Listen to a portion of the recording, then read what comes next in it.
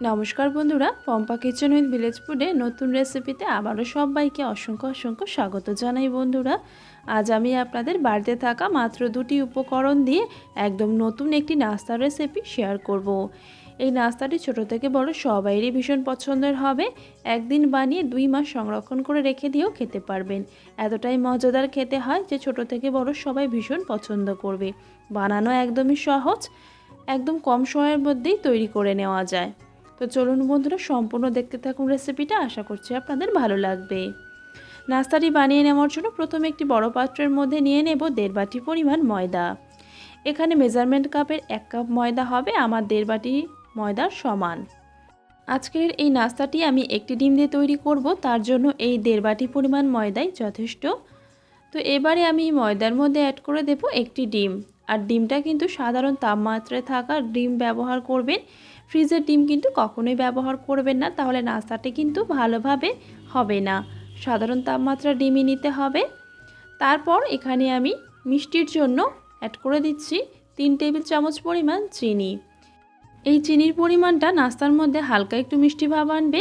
তবে মিষ্টির পরিমাণটা যারা একটু বেশি খেতে পছন্দ করেন পরিমাণে বেশিও দিতে পারেন, তবে কম দেবেন না, তাহলে নাস্তাটা খেতে ভালো লাগবে না। এবারে অ্যাড করে দিচ্ছি পরিমাণ মতন লবণ বা স্বাদ অনুযায়ী লবণ। তারপরে দিয়ে দিচ্ছি 1/2 টেবিল চামচ পরিমাণ ইস্ট। ইস্টটা কিন্তু একটা ডিমের নাস্তার জন্য 1/2 টেবিল চামচ পরিমাণে দিতে হবে।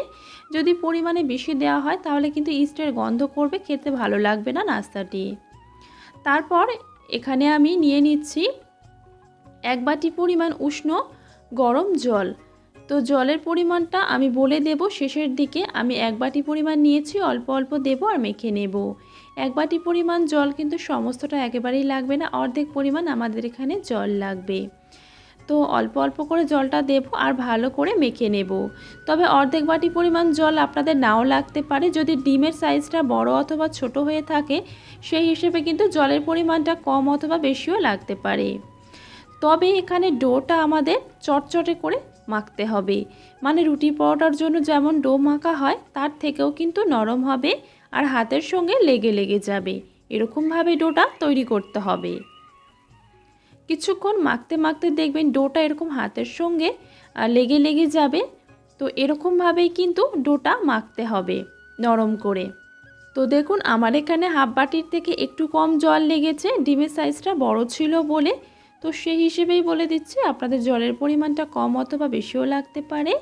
তো ডোটা কিছুক্ষণ মেখে নেওয়ার পর এবারে শেষের পর্যায়ে দিয়ে দিচ্ছি 2 টেবিল চামচ পরিমাণ রেগুলার রান্নার সাদা তেল। আর তেলটা দিয়ে দেওয়ার পর আবারও ভালো করে ডোটার সঙ্গে খুব ভালো করে মেখে নিতে হবে।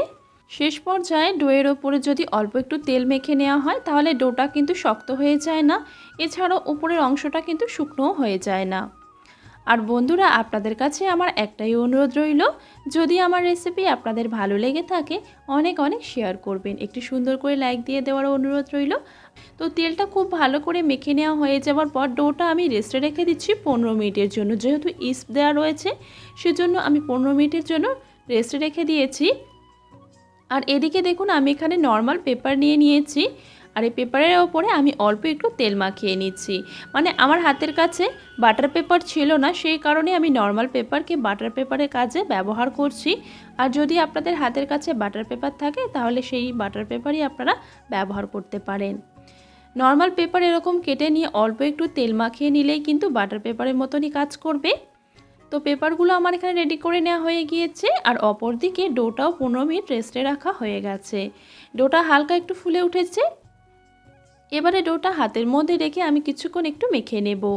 আর মেখে নেওয়া হয়ে গেলে এখানে আমার পছন্দ মতো আমি ডো থেকে লেচি কেটে নেব। যতটা বড় সাইজের আপনারা তৈরি করতে চান সেই হিসেবে এখান থেকে লেচি কেটে নেবেন।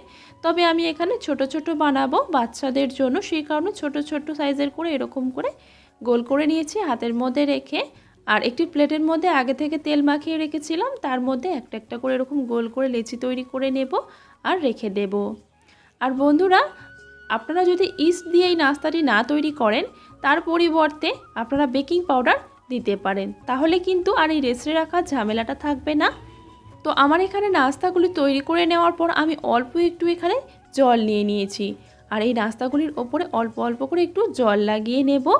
তারপর এখানে অল্প কিছুটা সাদা তিল নিয়ে নিয়েছি, আর এই নাস্তাগুলির ওপরে আমি তিলগুলিকে দিয়ে দেব। এতে দেখতে বেশ ভালো লাগবে, আর জলটা দেওয়ার কারণে তিলটা খুব ভালোভাবে নাস্তার সঙ্গে আটকে যাবে। আর যদি জল না দেওয়া হয় তাহলে কিন্তু তিলগুলো ছেড়ে আসবে যখন নাস্তাগুলি আমি ভেজে নেব। তার জন্য অল্প একটু জল মাখিয়ে তারপর তিলটা ভালো করে এরকম বসিয়ে দেবেন, তাহলে তিলগুলো আর ছেড়ে বেরিয়ে আসবে না। প্রত্যেকটা নাস্তার মধ্যে তিলটা ভালো করে লাগানো হয়ে গেছে। এবারে হাতের মধ্যে অল্প একটু তেল মেখে নিয়েছি। তারপর যে বাটার পেপারগুলো তৈরি করে রেখেছিলাম সেই একটা একটা পেপারের ওপর একটা একটা নাস্তা এইভাবে আমি রেখে দেব। এতে এই নাস্তাগুলি আরও একটু ফুলে উঠবে কিছুক্ষণ রেস্টে রাখার পর।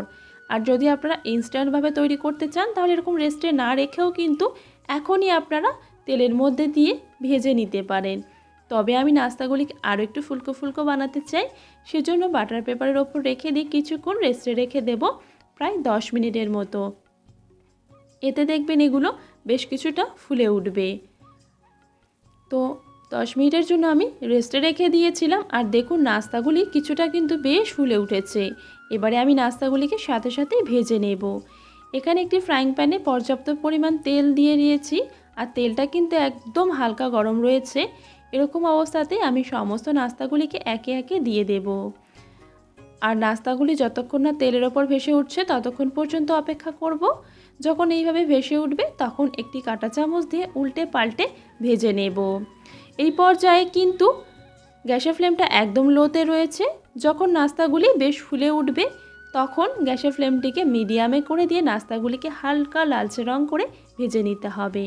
তাহলে নাস্তাগুলি ভেতর থেকেও খুব সুন্দরভাবে তৈরি হবে।